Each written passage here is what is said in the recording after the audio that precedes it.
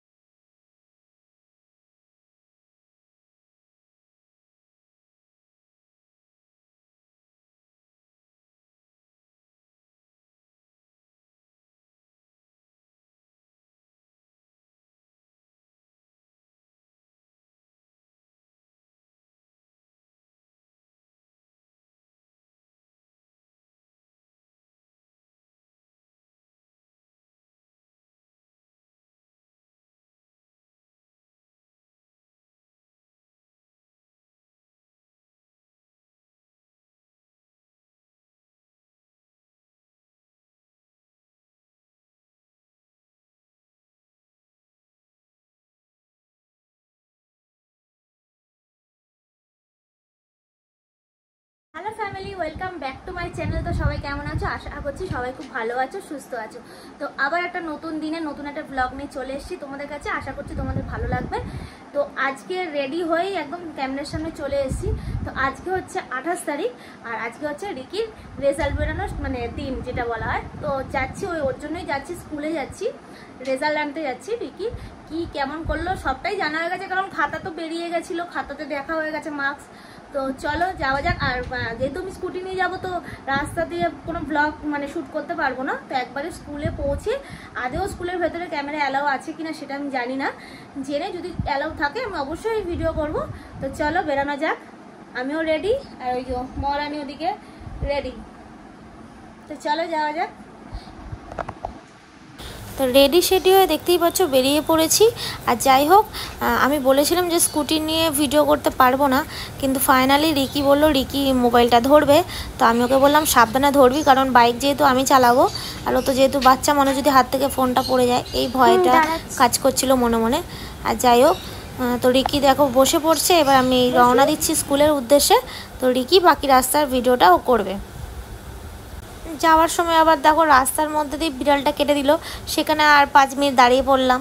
কারণ এগুলো তো ছোটোবেলা থেকে মেনে আসি যে রাস্তায় বিড়াল কাটলে যাওয়া যায় না। তো অনেকক্ষণ দাঁড়ানোর পর তারপর একজন রাস্তা দিয়ে পার হলো, তারপরে আমি আবার বাইকটা স্টার্ট করলাম। তো এইরকম কুসংস্কার তো থাকতেই থাকে বাঙালিদের জীবনে, তাই না? তো সেইগুলো তো মানতেই হয়, আবার না মানলে মনটা আবার খুঁতখুত খুঁতখুত করে, এই হচ্ছে ব্যাপার। তো চলো, এই তার মধ্যে রোদ্দুর যা, ঠাটা পড়া রোদ্দুরের মধ্যে বাইক নিয়ে যাওয়াটা খুব চাপের একটা বিষয়। এদিক দিয়ে তার মধ্যে আমার মাইগ্রেনের ব্যথা আছে, এমনিতেই শরীরটা একটু অসুস্থ, তার মধ্যে এই রোদ্দুরে বেরিয়েছি, জানি না ঘরে এসে শুয়ে পড়বো, আগেই মাথা যন্ত্রণা নেই। তো যাই হোক, চলো তাড়াতাড়ি যাওয়া যাক।